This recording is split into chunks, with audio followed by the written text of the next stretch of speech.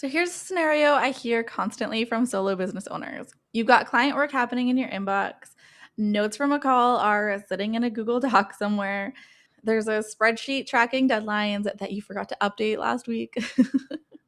And somewhere in there is a sticky note that says, follow up with Sarah, and you have no idea when you wrote it or what it was about. Okay, so I'm Samantha. If you're new here, I am a systems and ops specialist, and I help solo business owners and small teams build systems that actually hold up in real life. And this exact situation, work scattered across 5 different places, is one of the most common things I see when I do Asana audits. When your client information lives in 5 different tools, something is going to fall through the cracks eventually. And when that something is a deadline or a follow up or a deliverable you promised, that's not just annoying, that's the kind of thing that can cost you a client. So here's what it looks like when everything lives in one place instead. So step 1, every client gets their own spot in Asana. Now, it doesn't matter if it's a one-off gig or an ongoing retainer, they get a home inside the Asana project. Now, I set up sections for the stages of work, things like, let me just show you here, things like onboarding, work in progress, work submitted, and offboarding. So at a glance, you can see exactly what's moving forward and what's stuck. So you don't have to remember what needs to be done or if you actually sent that client deliverable. It's all right there. Now, step 2 is that every task gets the details that future you will need. Due dates aren't optional, even if it's a soft deadline, give it a date. And then notes from your call. So, for example, this client one here, we have all the information right within the task. So, you add your notes in here, make sure to add a due date. You can add your client notes from any calls you have directly into the task, or you can add it in the notes tab. That's a newer feature. But what you don't want to do is add it to a separate document that you'll forget about and that isn't connected to your workspace. One of the biggest things you can do is have as much as possible in one central place. And in this case, that's going to be Asana. Now, if there's a file involved, the brief, the draft, whatever, it goes right in there. You can attach it right within the task here like this. So I'm just dragging and dropping it into here and you'll see it uploading. So now that document is attached, or you can add a link in here as text if you would prefer to do that. Now, this means that when you open your My Tasks list, you're not just seeing a title, you're seeing everything you need to actually do the thing. My Tasks is where all of your tasks come together in Asana, and you can see, I'll show you, for example, here in My Tasks, now I have a lot going on, but you see that client one task is now assigned to me for this coming Thursday, so it will not be forgotten about. All right, so step 3, this one's one of the big ones for not losing track of client communication. So when you're waiting on something from a client, a file, an answer, an approval, don't just leave it in your email inbox hoping you'll remember to check back. Move that task into a waiting on client section or tag it. And make sure to give it a follow-up due date. So if you haven't heard back in a few days, Asana is the one keeping track, not your memory. We store enough in here. Now, let me show you what this looks like with a real client. So for this example, let's use a retainer client. So let's say you just landed on, because these are set up differently. The one I showed you in the board view, that is for one-off clients that have a clear start and end date, and they can go through that pipeline. The next one is for retainer clients who have a more ongoing relationship with you, right?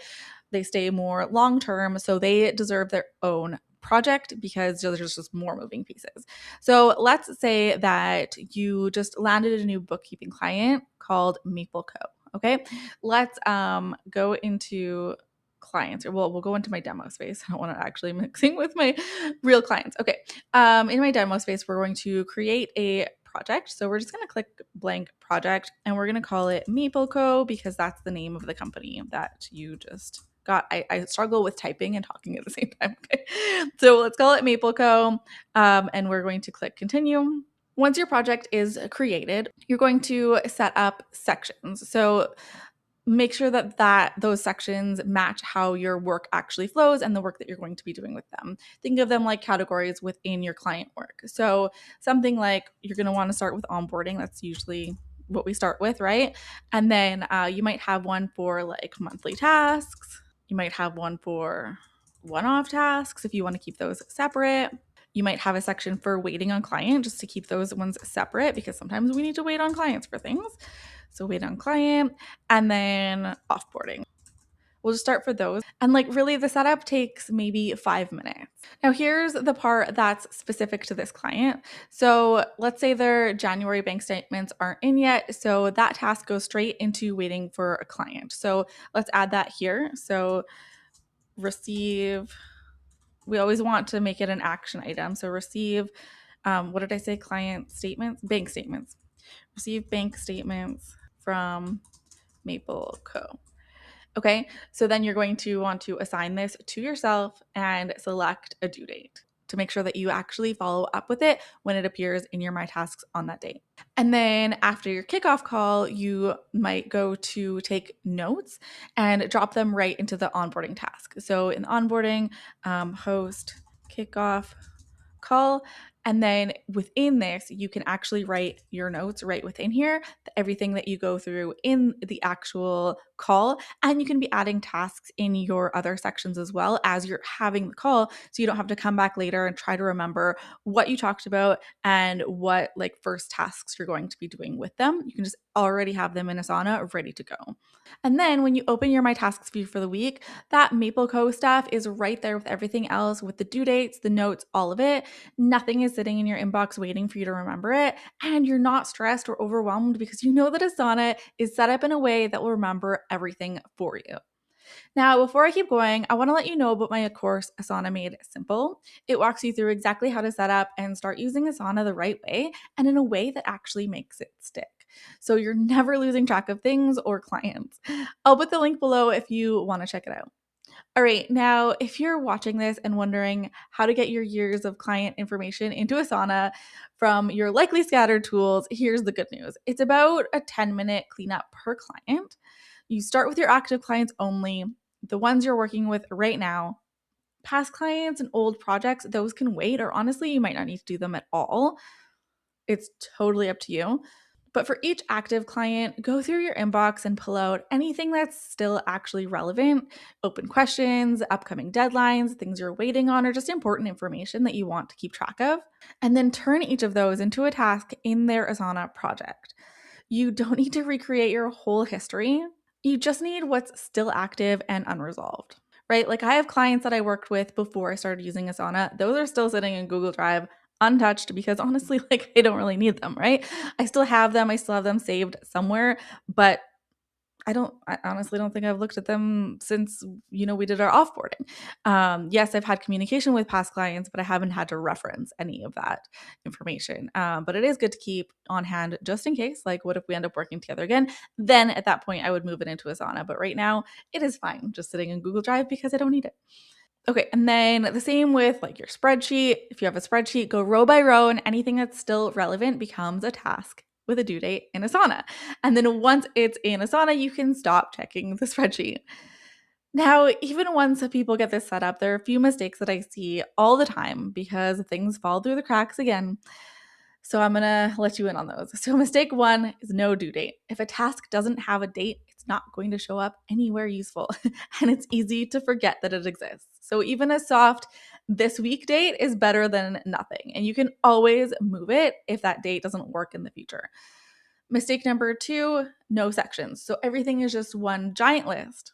When everything is mixed together, you can't tell what's actually next versus what's stuck or waiting, and that one long list can be pretty overwhelming. Sections are what make the project usable at a glance. And tidy and organized, of course. All right, and mistake number 3, this is the big one. Putting something in waiting on client and then never actually following up. That section is only going to work if you're checking it regularly and giving things follow-up dates. Otherwise, it just becomes a graveyard of stuff you're still waiting on 6 months later. Now, this system works really well and can take you really far, But sometimes there's a specific point where you might hit a wall. As you add more clients and more tasks, sometimes the free version of Asana is eventually going to start pushing back on the exact setup that we just built. Not always. Some people do fine on the free plan, but I want you to be prepared ahead of time so that before that happens, you know like what you're looking at for walls and features that you might use and stuff. So if that sounds like something you want to explore, I highly recommend that you go watch this video next. I go over Asana free versus Asana paid so that you know where things are at and when you might want to upgrade. All right, thank you so much for watching. I hope this video is helpful for you, and I'll see you in the next one. Bye.